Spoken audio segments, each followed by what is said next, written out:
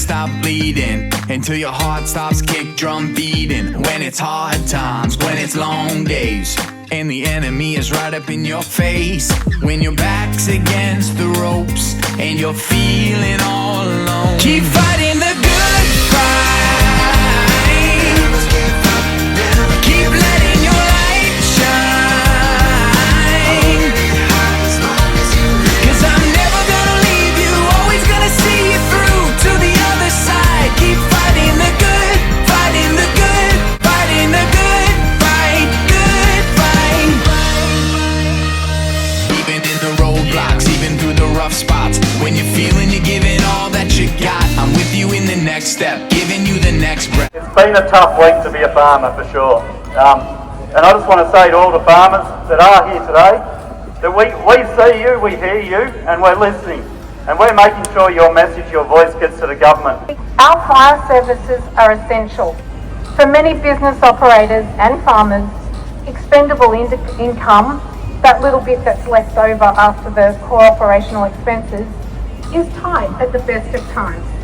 When the buffer shrinks, decisions have to be made, and often they're not good ones. That can mean delaying essential maintenance on machinery, which compromises safety. Holding off on hiring workers, cutting back on local suppliers, scaling down reinvestment in the business. Every one of these decisions has a knock-on effect, not just within the business, but across the community. I'd also like to remind everyone that the CFA volunteers raise 1.8 million for the Royal Children's Hospital appeal every year.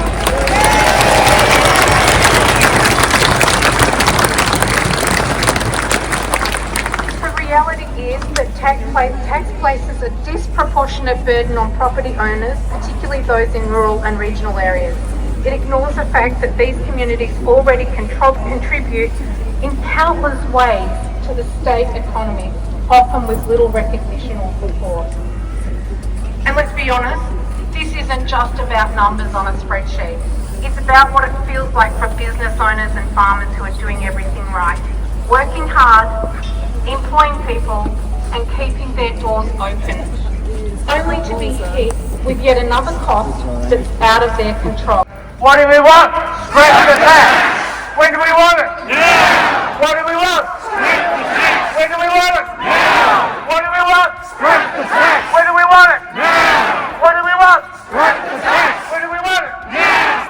Breathing till you stop bleeding, until your heart stops kick drum. Because the volunteers have had enough. We operate on the south side of the Grampians, so we see a lot of fires out of the Grampians. I've never seen our members in such a state of disrepair and disbelief. This tax grab from the Allen government, from our farmers who are all volunteers, is an absolute kick in the guts for all the work we've done for free, not only last summer but for years and years, decades in most cases. This divide has created irreparable damage. The good, fighting the good fight, good fight.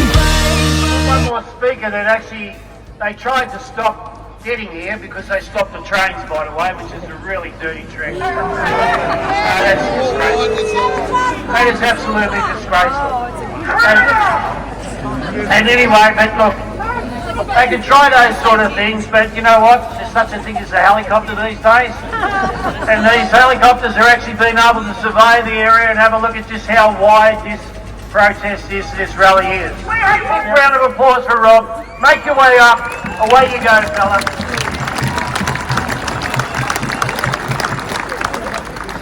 My name is Rob.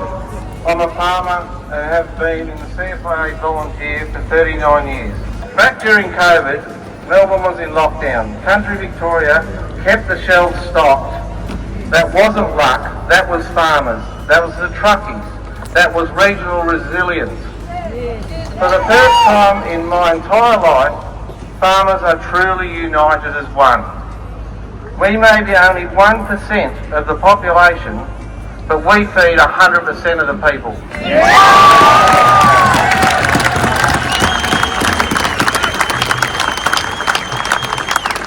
It's easy, you've woken a sleeping giant. You don't respect the farmers and you won't have any food. And if this government refuses to listen, we will stop the food from leaving the farms. Meat, vegetables, cereals, grains, a week at first, and if you don't listen, we'll do it again. And if you don't listen to that, we'll do it again. Your food isn't grown in the supermarket, it's grown by us. The capital improved value on our farms is in no way an indication of the money we have. I'd just like to finish on this little story. In February 1969, two fires tore through Victoria, one in Lara and another in a small town called Yellowwaipura. A woman by the name of Dorothy Tucker was babysitting 4 kids, 2, 4, 6 and 8 years old. When the fire threatened the family farm, she wrapped the kids up in wet towels, bundled them into an old SJU and tried to drive them to safety. But the smoke was too thick. She hit a tree trying to escape. Dorothy carried those children to the main road on foot. A private firefighting unit, a local volunteer farmer, was out chasing the fire. They couldn't see through the smoke, so they drove with the windows down, listening for the gravel under their tyres so they could stay on the road. And then the smoke parted just enough and they saw her, huddled over the children. The fire had already passed over them. They were badly burnt. They spent months in the Royal Children's Hospital, but they survived. I was one of those children.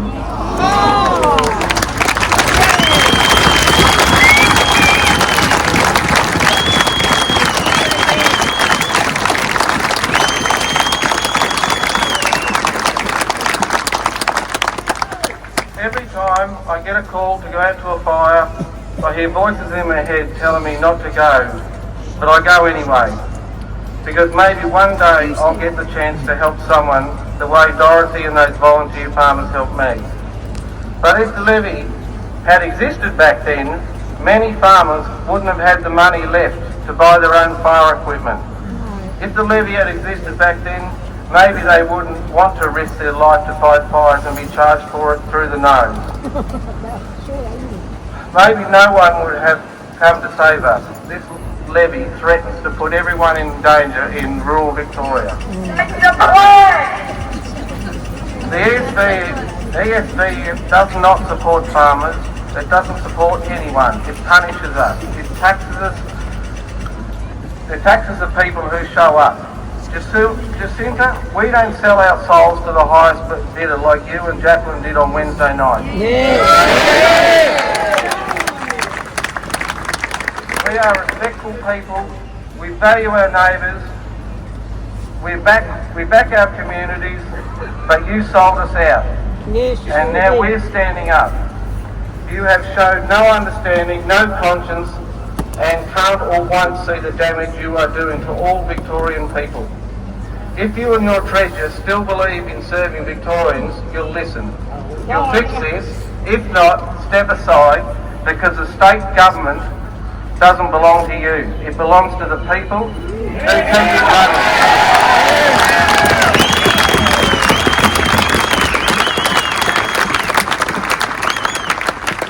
The people you are supposed to serve. We pay you to do a job. Start doing it properly, or the Governor-General will leave you of your duties permanently. Face when your back's against the ropes and you're feeling